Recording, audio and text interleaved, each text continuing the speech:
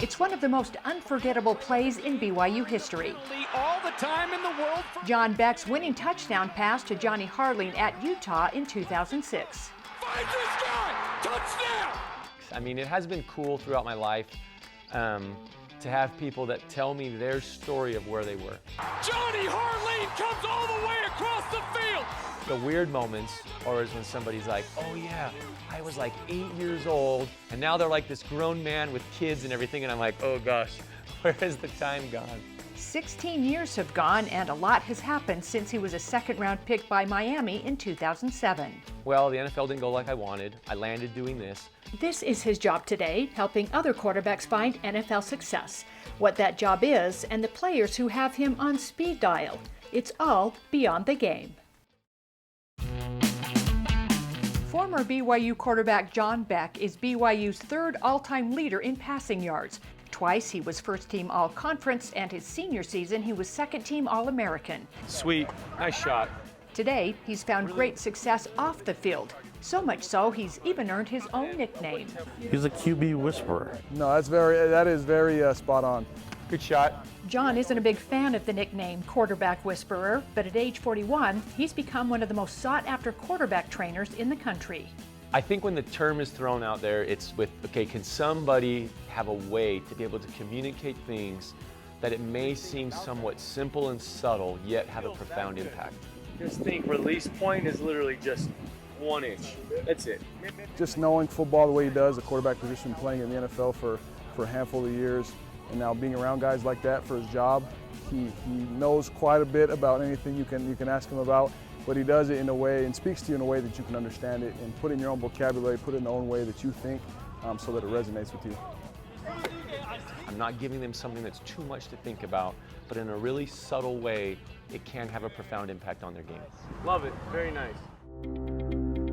John's dream was to have a major impact in the NFL, but landing with the Dolphins was terrible timing. After playing in 5 games his rookie season, Miami made a total coaching overhaul, and 1 year later, John was released. After short stays with 3 other NFL teams and 2 years in the CFL, an injury ended his career. If you'd have talked to me back when I first got in the NFL, I would have said, okay, here's the plan. I'm gonna have a great NFL career. I'm gonna buy a ranch up in Utah somewhere, and then I'm gonna coach at a high school. And when it crashed and burned, that was the hardest punch to the gut I've ever had to endure in football. That was just rough. Missing high. Despite the disappointments, John was able to meet all the right people to get him to his position today as part owner of 3D QB in Southern California.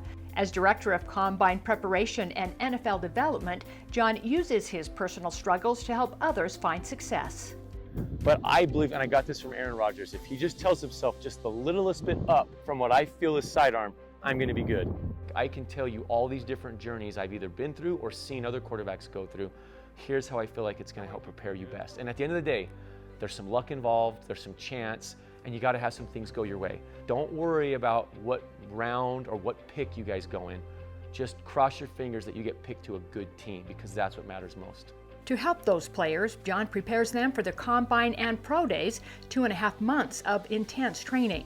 We have great relationships with a lot of NFL teams, and so we know their offenses, we know their personnel, we kind of know GMs, the coaches. All right, how's this interview process going to be? What are they going to be specifically looking for in you? Because we understand it, so we can help prepare you for that. There's a lot of communication where I'm talking with the coaches before the pro day even happens of, tell me what you guys are looking for and we will get this in the pro day. So this is fun. Last year, John scripted the pro days of Justin Fields, Kyle Trask, and fellow former Cougar Zach Wilson. I watched him go from young kid graduating high school early all the way through an amazing college career, and then all of a sudden I'm at his pro day helping him prepare for the NFL, knowing we already knew at that time that he was going to be a top pick. So to kind of put it together also, having all that time with him where I really know what throws he's going to excel in, and I know some of the things that will make some teams go, wow, this kid's talented. That was really cool for me, but to do it right in the same environment that I played in, it was wild. And so was this throw, a pass that went viral. He actually tweaked that. We had it going the other way to the right. And 2 days before, he's like, hey, I think I can nail this if I go left. And I'm like, dude, go for it. If you nail that, that'll be amazing. It was amazing, and the Jets took him with the 2nd pick in the draft. Despite a preseason injury in August, John sees great things in store for Zach if the Jets surround him with the needed pieces. He also thinks good things are in store for BYU's Jonny Harline. The two have worked together over the past year, and Beck likes what he sees. Get over there. There you go.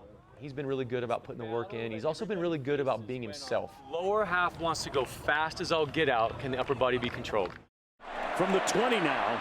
I would say the thing that jumps out most to me is he just seems like such a poised athlete.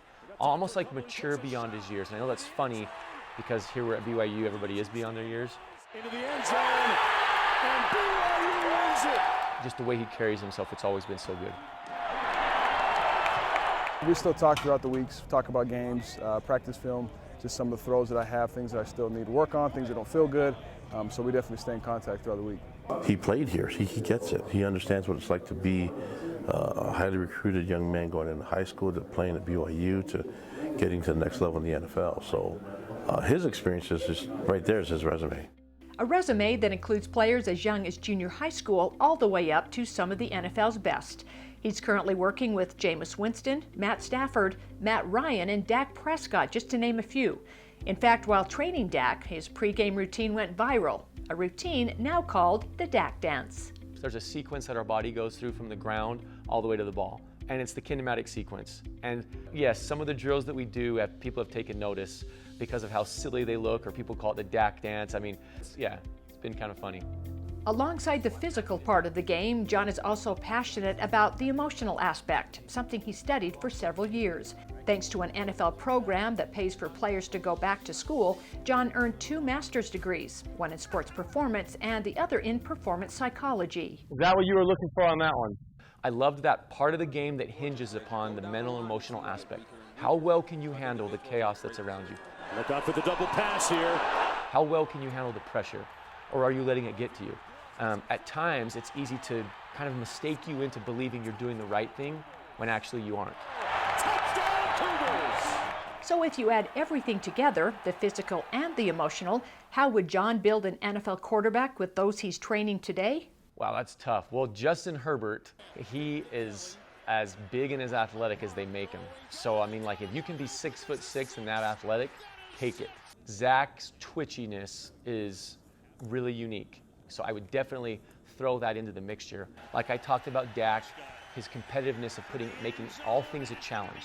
Like, it does not matter what situation he's in, mentally he can shift it into a challenge. So I would definitely throw that in the mix. Drew Brees was such a surgeon out on the field in the way that he was able to pick apart defenses, see, understand, get the ball out. He's as good as I've ever been around. I have a really awesome friendship relationship and coaching relationship with Jameis Winston. That guy is as close to Rocky in terms of how he attacks off-season training. Like, it's remarkable the way that he can just be dialed in, and from sun up to sundown, be dialed in and work. He's relentless in the way that he works. He's got it, touchdown! So I would definitely throw that in the mixture as well. You know, and I know I've left out pure arm strength, and because to me, like, you don't have to have a 75-yard arm to succeed in the league. You got to be able to see clearly, make good decisions, handle the pressure, handle the situation, and then throw balls that you trust. And if they're on time and accurate, good things happen. Good things are happening for John. He and his partner at 3D QB currently train 11 NFL starting quarterbacks and 12 starters from the top 25 college teams. His expertise is in high demand, and it keeps him busy much of the year. When I watch a quarterback have success, especially knowing how much work he's put into it, I'm really happy for them. And me being happy for them, knowing what they put into it, and me feeling a little bit a part of it, that means a lot to me. That's what it's all about. John and his family live in Southern California. When he's not on the road, he's the offensive coordinator for 2 of his 4 boys in Pop Warner and the quarterback's coach for San Clemente High School. He turned down a chance to coach Wilson with the Jets this season, not wanting to uproot his family. Same move. John admits the thrill of game day gets him thinking about full-time coaching someday. Then maybe this quarterback whisperer will buy that Utah ranch he's always wanted. I don't know what the future holds, but there's always been something about game day stadiums and the work that goes into it during the week to get there that I've always loved. So we'll see. Nice. Good shot. Kathy Aiken for KSL.com.